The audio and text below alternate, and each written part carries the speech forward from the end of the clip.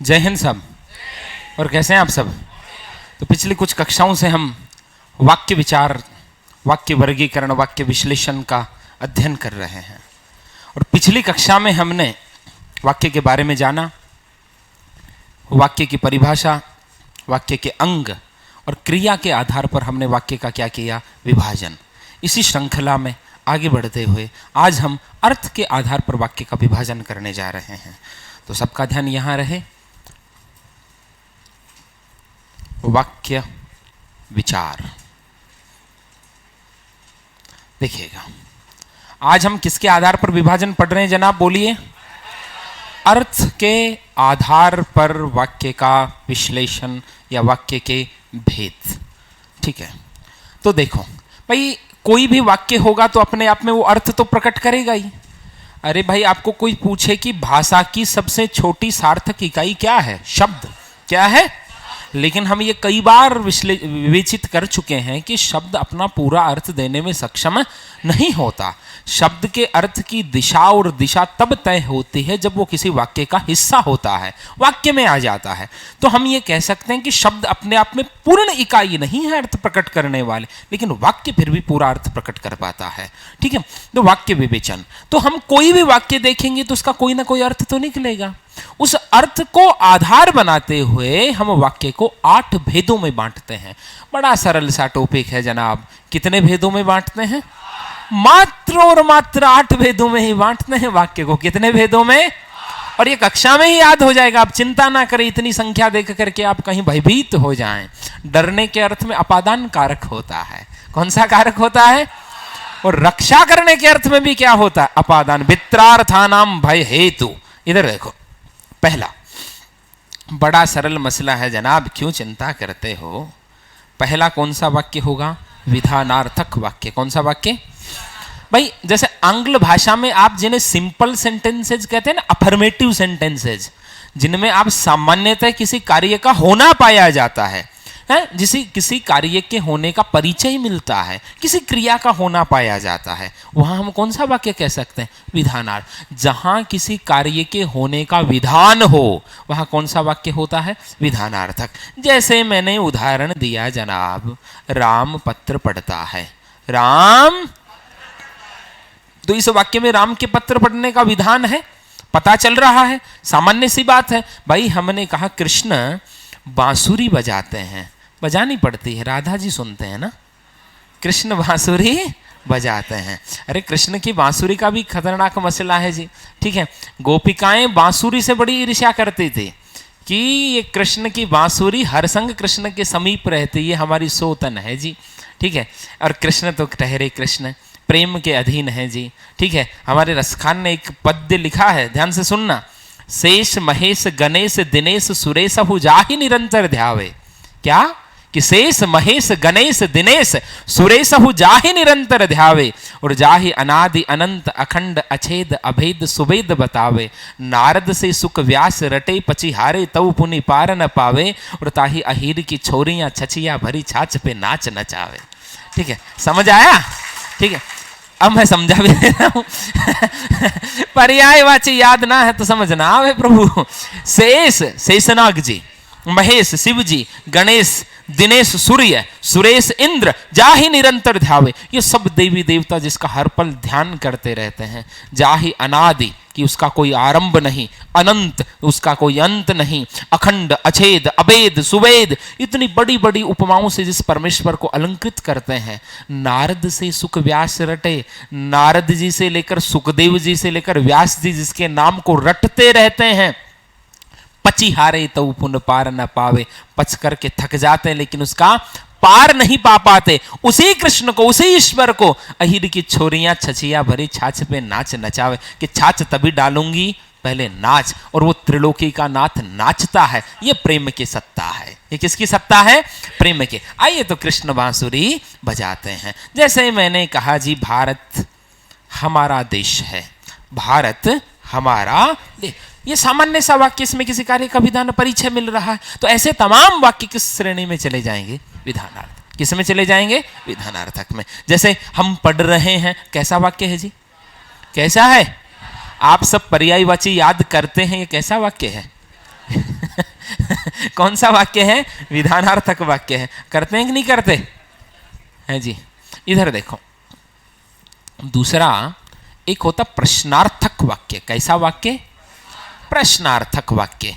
नाम से ही पता चल रहा क्या प्रकट होगा? क्या प्रकट होगा? प्रश्न। भाई जिस वाक्य से प्रश्न का बोध हो, भाई जैसे मैंने पूछा कि तुम कैसे हो, तो इस वाक्य से क्या प्रकट हो रहा है? प्रश्न ही तो प्रकट हो रहा है। जैसे मैंने कहा वह क्यों आया है, इससे क्या प्रकट हो रहा है? आई जी, प्रश्न ही प्रकट हो रहा। तो ऐसे कितने ही वाक्य बना दो, ठीक है, ये सब क्या होंगे? प्रश्नार्थ। तो जिस वाक्य से प्रश्न का अर्थ, जो वाक्य प्रश्न को प्रकट करे, जिस वाक्य से प्रश्न सूचित हो, वो क्या होगा? प्रश्नार्थक। क्या होगा?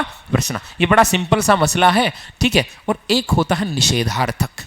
कौन सा होता है? बोलो महाराज, क्या होता है? नाम से ही पता चल रहा क्या प्रकट होगा? निषेध। क्या प्रकट होगा? निषेध। जो क्रिया का निषेध कर दे। भाई जैसे मैंने कहा वह नहीं जाएगा, वह नहीं, तो इससे क्रिया का क्या हो गया? निषेध है। क्या हो गया? निषेध। जैसे वह नहीं पढ़ेगा, इससे क्रिया का क्या हो गया? निषेध। जैसे अभी महामारी का खतरा नहीं टला, महामारी का खतरा पूर्णतः नहीं टला, ठीक है। बाकी तो बड़ा अच्छा वैक्सीनेशन का अभियान केंद्र सरकार ने विश्व में सबसे उचित यहाँ चलाया, ठीक है। अभी महामारी का खतरा पूर्णतः नहीं टला, क्रिया का क्या हुआ है? निषेध। क्या हुआ है? निषेध। कैसा वाक्य हो गया? निषेध। क्या हो गया? निषेधार्थक। अब इसमें भी आपको एक छोटी सी बात बताएं, कई बार वाक्य में मत का प्रयोग होता है ना, मत, तो आप ध्यान देना, मत प्राय आज्ञा वाले वाक्यों में आता है। जहां आज्ञा का भाव हो ना, वह धूम्रपान मत करो, आज्ञा का भाव है। तुम मत जाओ, किसका भाव है? आज्ञा। तो ये ध्यान देना, बहुत माइनर सी चीज मैं बता रहा हूं। मत का प्रयोग यदि वाक्य में होता है, वाक्य प्राय क्या होता? आज्ञार्थक। क्या होता है? प्राय, ठीक है। ये अभी आज्ञार्थक भी हम देखेंगे। और कई बार क्या होता है, जैसे वाक्य ऐसा आ गया, तुम कल क्यों नहीं आए, तुम कल क्यों नहीं आए। अब मैं आपसे पूछता हूं, बताओ कैसा वाक्य? बोलो भैया। अब इसमें नहीं भी है और क्यों भी है, बोलो क्या होगा? अरे बोला करो अपने कमरे पर बैठे बैठे उत्तर को, क्या होगा? प्रश्नार्थक होगा कि निषेधार्थक होगा? प्रश्नार्थक ही होगा। क्या होगा? भाई तुम कल क्यों नहीं आए, है तो प्रश्न ही ना, ठीक है। और इसमें भी आपको एक सामान्य सी बात बताएं कि यदि पहले प्रश्न सूचक शब्द हो तो वाक्य कैसा हो जाएगा? प्रश्नार्थक। और पहले निषेध सूचक शब्द हो तो क्या हो जाएगा? लेकिन प्राय इसमें प्रश्न सूचक शब्द ही पहले होता है, ठीक है। तो ये कैसा वाक्य हो गया? प्रश्नार्थक वाक्य। कैसा वाक्य हो गया? प्रश्नार्थक। अब देखना, बड़ा सरल सा मसला है जी, कोई रॉकेट साइंस नहीं है, आप चिंता ना करो, ठीक है। एक वाक्य होता है आज्ञार्थक वाक्य। कैसा वाक्य? आज्ञार्थक वाक्य। और एक होता है निषेधार्थक। क्या होता है? निषेधार्थक वाक्य। एक तो कैसा होता है? आज्ञार्थक। और एक कैसा होता है? सॉरी, इच्छार्थक। निषेधार्थक तो पढ़ लिया ना हमने, ठीक है। एक होता है इच्छार्थक। अब आज्ञा से तो पता चल रहा है किसका बोध होगा भैया? आज्ञा का। किसका बोध होगा? आज्ञा का बोध होगा। और इच्छार्थक से किसका बोध होगा? बोलो महाराज, इच्छा का। लेकिन एक एक चीज और ध्यान रखना, आज्ञार्थक में उपदेश का बोध भी होगा। किसका बोध होगा? और इच्छार्थक में आशीर्वाद का बोध भी होगा। किसका बोध होगा? आशीर्वाद का बोध भी होगा। भाई जैसे मैंने कहा पढ़िए, इतना ही कहा, पढ़िए, आज्ञा का भाव है जी। किसका भाव है? खड़े हो जाओ। किसका भाव है? अरे किसका भाव है? आज्ञा का भाव है। जैसे मैं कहूं, ठीक है, मद्यपान नहीं करना चाहिए, अरे बोलो किसका भाव है? उपदेश का। किसका भाव है? प्रातः काल घूमना चाहिए, किसका भाव है? बोलो, उपदेश का है। और जैसे मैंने कहा तुम मत जाओ, बोलो किसका भाव है? मैंने कहा था ना, मत जहां आता प्राय आज्ञा का भाव होता है, तो वाक्य कैसा हो जाएगा? आज्ञार्थक। कैसा हो जाएगा भाई? आज्ञा और उपदेश जहां सूचित हो वहां वाक्य कैसा होगा? आज्ञार्थक। और जहां इच्छा और आशीर्वाद हो, इच्छा जैसे मैं कहूं कि मैं मिठाई खाना चाहता हूं, मान लीजिए, खा है जी, इच्छा है जी, पावन सी इच्छा है, ठीक। मैं मिठाई खाना, किसका भाव है? इच्छा का। किसका भाव है? इच्छा का, ठीक है। और जैसे मैंने कहा सदा सुखी रहो, किसका भाव है? लेकिन आप एक चीज नहीं देखिए, आशीर्वाद के पीछे भी इच्छा ही होती है। अरे जैसे आप घर से निकलते हैं तो माता पिता बुजुर्ग आशीर्वाद देते, भाया सदा सुख पाजियो, ठीक है, हैं तारी नौकरी लागियो, ठीक है। ये क्या है? उनकी कामना ही तो है, हैं तारू चूड़ो चूनड़ी अमर वो दूधा नवो पूता फड़ो, आ टाबरन का थारा सोना को सेवरो बंधो, ठीक है। हालांकि वो बन सी जती जब रिजल्ट अनुकूल आसी लेकिन वो भाव किसका है भैया? आशीर्वाद का। देखो अपने यहाँ कहा जाता है, अभिवादन शीलस्य चत्वारि वर्धन्ते आयुर्विद्या यशोबलम।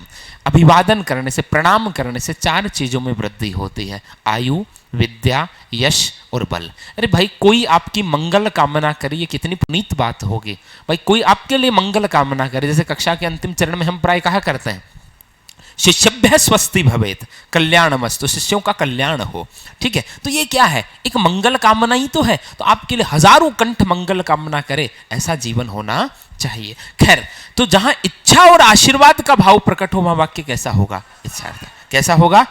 दोनों में आप वर्गीकरण कर पाएंगे भाई। जहां ये कितने नंबर है जी? 4 नंबर है। कितना नंबर? 4 नंबर। और ये कितना है? 5 नंबर। जहां आज्ञा और उपदेश हो, वाक्य कैसा होगा?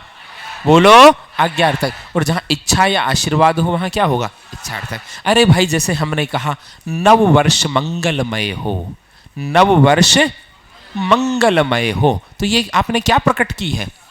कामना ही तो प्रकट की है। अरे कामना ही तो आपकी अभिलाषा ही तो है भाई। जैसे आप किसी को कहें जन्मदिन की शुभकामनाएं, जन्मदिन की शुभकामनाएं, आप किसी को कहें हैप्पी मैरिज एनिवर्सरी वैवाहिक वर्षगांठ की शुभकामनाएं, तो शुभकामना, कामना, कामना माने इच्छा, कौन सा वाक्य होगा?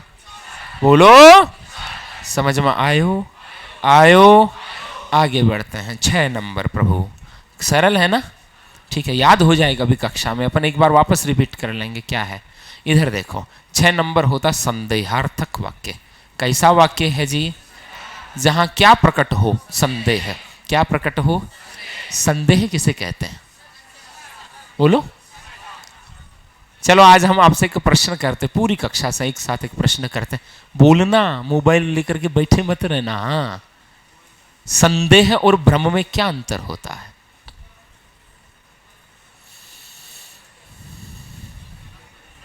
एक बात, बहुत माइनर सा क्वेश्चन है। संदेह और भ्रम में क्या अंतर होता है?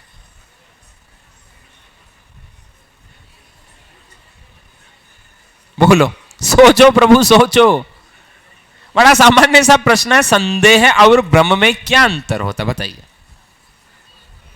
संदेह और भ्रम में अंतर नहीं बता सकते आप? एक उदाहरण माइंड में ला करके चिंतन कीजिए, चिंतन खुद कीजिए, मैं तो बताऊंगा ही, जाऊंगा कहां? संदेह और भ्रम में क्या अंतर होता है? बोलो भाई, क्या होता है? नहीं पता। कितना सरल होता है ये कहना नहीं पता, पता करना कितना मुश्किल होता है। कोशिश तो करो। हाँ जी भगवान, प्रभु बोलिए।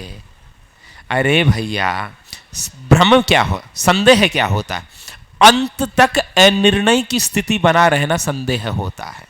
अंत तक आप किसी डिसीजन पर ना पहुंच पाए, चिंतन करते हैं, हो भी सकता हो, नहीं भी हो सकता, वो क्या होता है? संदेह। भ्रम में आप निर्णय तो कर लेते हैं, लेकिन वो निर्णय गलत होता है, वो भ्रम होता है। मान लीजिए आप रात्रि, मध्य रात्रि का समय है, निशित काल है, ठीक है, और आप लघु शंका के लिए खड़े हुए हैं, ठीक है। अपने चारपाई से आप अपना पैर नीचे उतारने वाले हैं और आपको वहां एक हिलती हुई कुछ आकृति दिखी दरवाजे के बाहर। आपने पैर तुरंत ऊपर खींच लिया, यार सांप है, ठीक है। फिर आपने देखा कि 2 मिनट तक उसमें कोई प्रतिक्रिया नहीं हुई, सांप नहीं, रस्सी है। फिर पैर नीचे रखा, इतने वो फिर हिला, ना ना ना, सांप है, ठीक है, वो क्या है? सांप। अंत तक आप ये सोचते रहो सांप है या वो क्या है? संदेह। वो क्या है? संदेह। और मान लीजिए वो सांप था, ठीक है, और आपने रस्सी समझ करके पकड़ा उसको, पकड़ते ही तो भ्रम का निवारण होने वाला है। पकड़ दे तो भ्रम का निवारण हो। अरे भ्रम तभी तो भ्रम था, यदि सांप को सांप समझा तो भ्रम कैसा? आपने डिसीजन तो लिया, डिसीजन गलत निकला, आपको बोध हुआ, आपको अंत में पता चल जाता कि डिसीजन क्या हुआ, गलत, तभी तो पता चला कि क्या हुआ था, भ्रम हुआ था। ठीक है, ये है संदेह और भ्रम में अंतर। मान लीजिए ओस की बूंदें हैं, ओस की बूंदें हैं, उन पे सूर्य का प्रकाश गिर रहा सुबह सुबह और वो मोती जैसी चमक रही है। अब इतने में एक हंसिनी आती है, वो सोचती है ओस की बूंदें हैं या मोती है। हंसिनी ओस बूंद चुग रही मोती उनको जान, और उनको मोती समझ करके वो चोंच मारती, चोंच मारती, उसको पता चल जाएगा क्या है, पानी। लेकिन उसने तो क्या समझी थी, मोती। क्या समझा था, मोती। तो ये कौन सी स्थिति हुई, भ्रम की स्थिति। किसकी स्थिति हुई, भ्रम की। जैसे एक हमारे पद आता है कि नाक का मोती अधर की कांति से बीज दाड़िम का समझकर भ्रांति से सहसा हुआ शुक मौन है। ये अन्य शुक कौन है, एक नायिका ने अपनी नासिका में एक मोती पहन रखा है। अब उसके होठों की लालिमा के कारण वो मोती भी लाल लाल दाड़िम के बीज की तरह, अनार के बीज की तरह चमक रहा है। अब सामने एक तोता बैठा है, वो तोता ये समझता है कि दूसरा तोता कौन है, क्योंकि नायिका का नाक तो तोते जैसा है, नायिका का नाक है, ठीक है, तोते जैसा है। अब उसने वो जो मोती पहन रखा वो लाल लाल चमक रहा है, तो दूसरा तोता ये समझता है कि इस तोते ने ये मुंह में दाड़िम का बीज पकड़ रखा है, ये दूसरा तोता कौन सा है। तो ऐसे कभी बावड़ी बातें करते हैं, मेरी तरफ मत देखो। कैसा वाक्य है, संदेहार्थक। कैसा वाक्य है, तो जहां अंत तक अनिर्णय की स्थिति बनी रहे उसे क्या कहेंगे, संदेह। जैसे मान लीजिए मैंने उदाहरण दिया, हो सकता है मैं दिल्ली जाऊं, मान लीजिए हमने एक वाक्य कहा, तो हो सकता है, इससे क्या प्रकट हो गई, अनिश्चितता है जी। ठीक है भाई, जैसे हमने कहा संभवतः वर्षा हो, संभवतः वर्षा हो, ये क्या है, अनिश्चितता है। तो जहां अंत तक अनिर्णय की स्थिति बनी रहे वह वाक्य कैसा होता है, संदेहार्थक। कैसा वाक्य होता है, संदेहार्थक वाक्य होता है। ठीक है, अब आगे देखते हैं महाराज। एक सातवां वाक्य हो होता है महत्वपूर्ण, जिससे कई बार परीक्षाओं में प्रश्न किए गए, संकेतार्थक वाक्य। कैसा वाक्य, जिस वाक्य में संकेत किया जाए, मतलब देखो बाकी सभी वाक्यों के नाम से उनके उत्तर का अंदाज हो जाता है, लेकिन इसके नाम से अभी तक आपको पता नहीं चल रहा कि इसमें क्या होने वाला है, समझना। तो जहां एक कार्य की निर्भरता दूसरे कार्य पर बताई जाए, वाक्य कैसा होता है, बोलो भाई। जैसे मैंने कहा कि यदि वर्षा होती, यदि वर्षा होती तो फसल अच्छी होती। तो यहां एक कार्य की निर्भरता दूसरे कार्य पर प्रकट की गई है, तो वाक्य कैसा हो गया, संकेतार्थक। कैसा हो गया, संकेतार्थक। भाई जैसे हमने कहा कि यदि तुम पढ़ते तो उत्तीर्ण हो जाते। मैं ईश्वर से कामना करता हूं कि परिणाम वाले दिन आपको यह वाक्य न सुनना पड़े, समझ गए। ठीक है, यदि तुम पढ़ते तो उत्तीर्ण हो जाते। ठीक है, वाक्य कैसा हो गया, संकेत। जब एक कार्य की निर्भरता दूसरे कार्य पर प्रकट की जाए तो वाक्य कैसा होता है जी, बोलो कैसा होता है, समझ आया। ठीक है, और अंतिम वाक्य, अंतिम कैसा होता है, विस्मयादि बोधक। कैसा होता है, जिनको आप आंग्ल भाषा में क्या कहते हैं, एक्सक्लेमेटरी सेंटेंसेस। ठीक है, विस्मयादि बोधक वाक्य। भाई भाषा भावनाओं की संवाहिका होती है, भाषा से भाव प्रकट होते हैं। शब्द शब्द में भेद है, शब्द शब्द में भाव, एक शब्द शीतल करे, एक शब्द करे घाव। तो जहां भाव प्रकट हो, प्रसन्नता का, सुख का, दुख का, चेतावनी का, संबोधन का, आश्चर्य का, वह वाक्य कैसा होगा, विस्मयादि बोधक। भाई जैसे मैंने कहा उफ कितनी गर्मी है, मान लीजिए कोई ऐसे बोले हैं, हालांकि राजस्थान वाले तो क्या बोले, गर्मी पड़ती है यहाँ। तो कोई कश्मीर से संयोग से यहाँ आ जाए, इस समय 45-47 डिग्री के टेम्परेचर में धक्के चढ़ जाए, वो बोलेगा उफ कितनी गर्मी है। किसका बोध हुआ, दुख का। अरे बोलिया करो, किसका बोध हुआ, दुख का। जैसे हमने कहा छी छी कितनी गंदी लड़की है, किसका बोध हुआ, घृणा का। किसका बोध हुआ, घृणा का। हाँ जी, अब भाई जैसा भाव है वैसा ही आपको शक्ल भी बनानी पड़ेगी। और उसी भाई कितना गंदा दृश्य है, कुछ भी उदाहरण हो सकता है, कितना गंदा दृश्य है, किसका बोध हो रहा है, घृणा का। किसका बोध हो रहा है, घृणा। अरे अरे हरिण भाग गया, किसका बोध हुआ? आश्चर्य का। बोलो महाराज, आश्चर्य का। किसका बोध हुआ? आश्चर्य का। जैसे मैंने कहा वाह, हाँ क्या बात है, या कितना सुंदर दृश्य है, किसका बोध हुआ? प्रसन्नता का। अरे बोलो, किसका बोध हुआ? प्रसन्नता का। जैसे हमने कहा सावधान,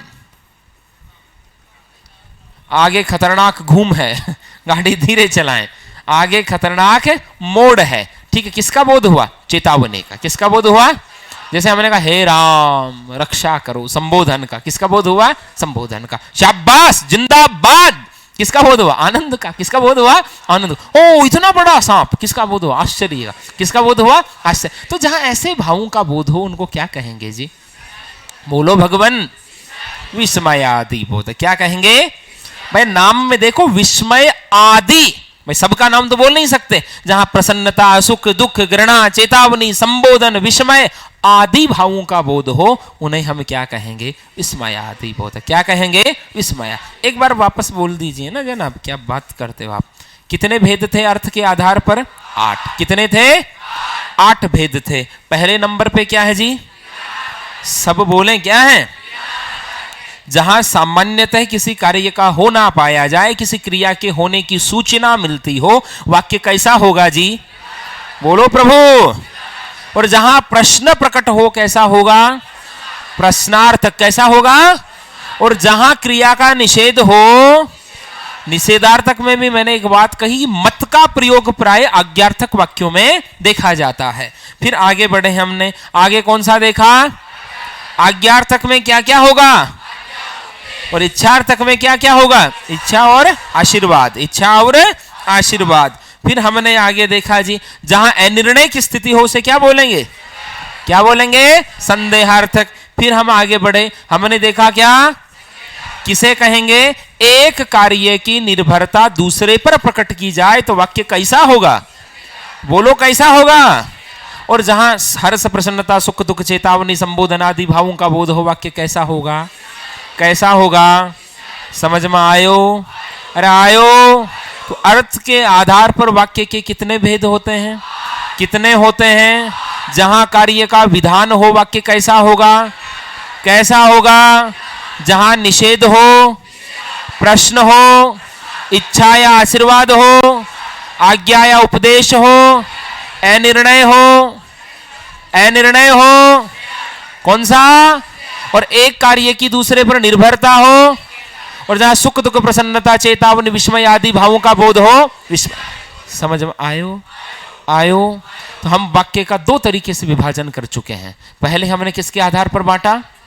क्रिया के आधार पर। कितने भेद थे? 3। कितने थे? कौन कौन से? कर्तृ प्रधान, कर्म प्रधान, भाव प्रधान। एक बार रिपीट कर दीजिए। जहां कर्ता बदलने से क्रिया बदले, कर्म बदलने से क्रिया बदले, सब कुछ बदलो कुछ नहीं बदले। कर्तृ प्रधान में क्रिया सहकर्मक भी होती है और कर्म प्रधान में हमेशा, भाव प्रधान में प्राय अकर्मक, लेकिन कभी कभी। और जब सहकर्मक होती, कर्ता और कर्म दोनों अपने विभक्ति चिन्हों के साथ प्रयोग में, क्रिया हमेशा सामान्य भूतकाल, अन्य पुरुष, पुल्लिंग और एक वचन में आती है। ठीक है। और हमने कर्तृवाच्य में भी एक स्थिति पढ़ी थी, जब कर्ता के बाद क्या हो? ने। क्रिया किसके अनुसार बदले? कर्म के अनुसार। तो वाक्य कैसा होगा? कर्तृ प्रधान। अभी हमने अर्थ के आधार पर कितने विभाजन की? 8। अगले चरण में हम रचना के आधार पर विभाजन करेंगे 3। तब तक के लिए कक्षा को देते हैं विश्राम। जय हिंद।